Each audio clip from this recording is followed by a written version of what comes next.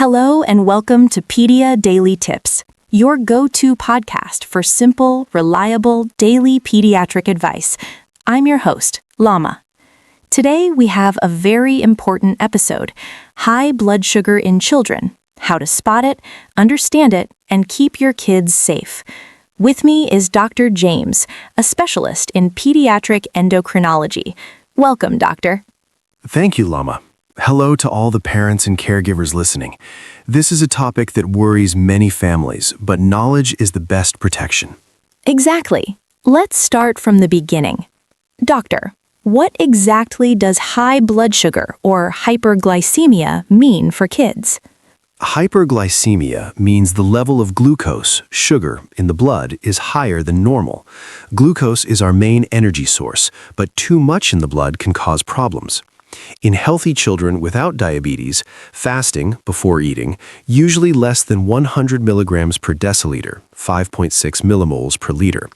After meals, random or postprandial, typically under 140 milligrams per deciliter, 7.8 millimoles per liter, often even lower.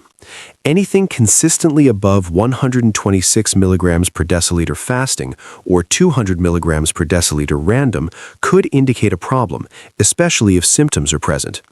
For children with type 1 diabetes, the most common type in kids, target ranges from guidelines like ISPAD and ADA are before meals 70 to 130 milligrams per deciliter, 4 to 7.2 millimoles per liter, or slightly adjusted.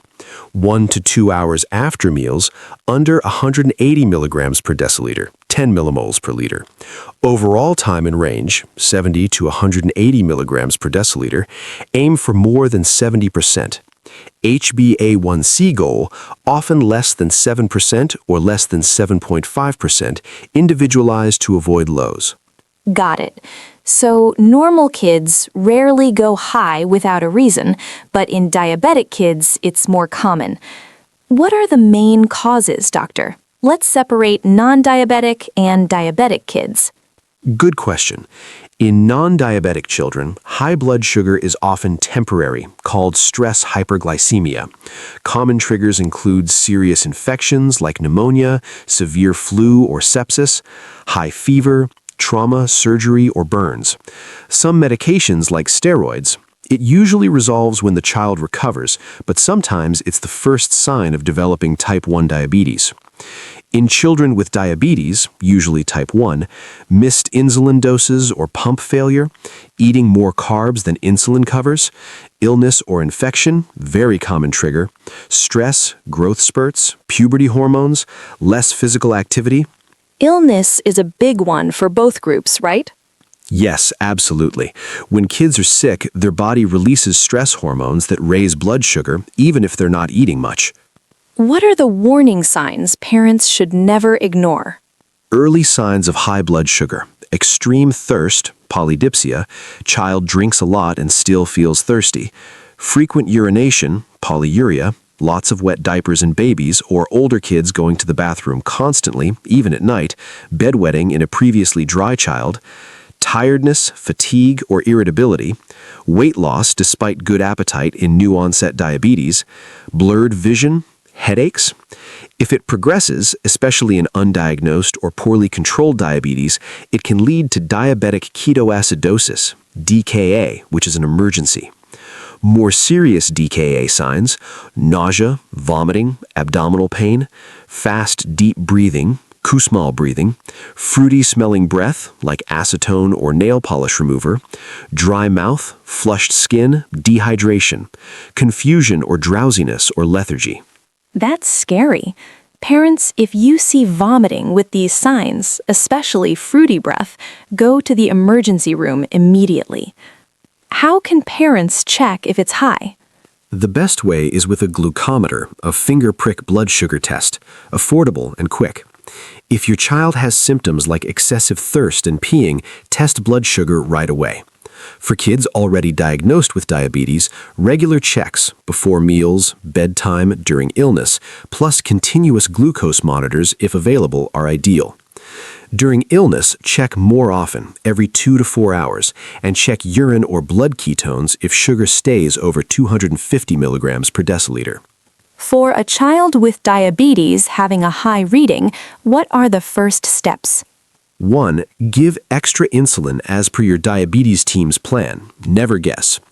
2. Encourage water or sugar-free fluids to prevent dehydration.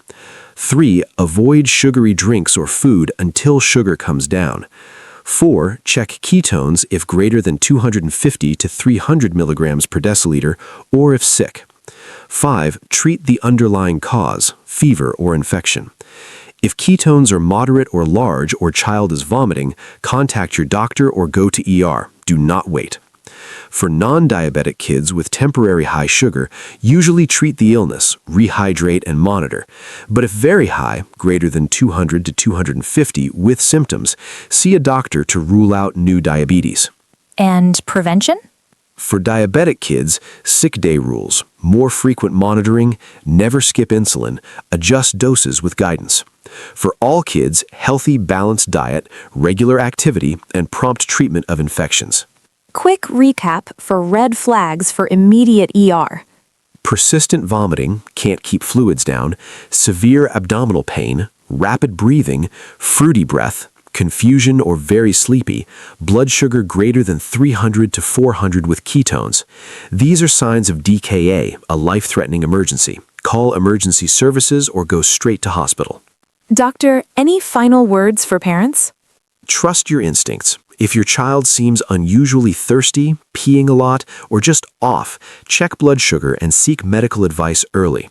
Early detection of type 1 diabetes can prevent DKA.